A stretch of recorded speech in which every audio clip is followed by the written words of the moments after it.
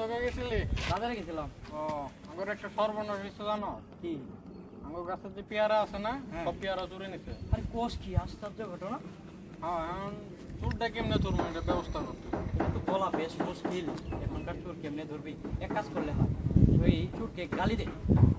তো আমি তো গালি দিতে জানি না।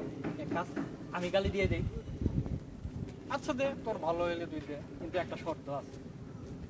কি করতে হইছে? আমি গালি দিয়ে দিব, আর গালি দিয়ে দেওয়ার জন্য 100 টাকা দিতে হবে আমার।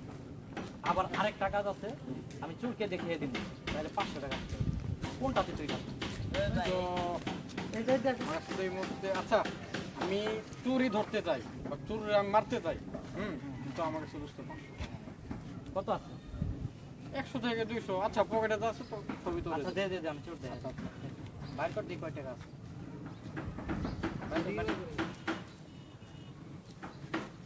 আরে টাকা বাইর করতে এত সময় লাগে?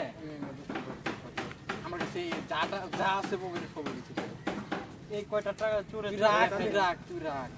চুরটা ধরে দে, তারপরে আরো বেশি দেবো টাকা। আচ্ছা ঠিক আছে। আচ্ছা আচ্ছা রাখ। দোস্ত মনে কিছু নিস না, তোর পেয়ারা গাছে সমস্ত পেয়ারা আমি নিচ্ছি, আমি সেই বিখ্যাত চোর। দোস্ত আসি।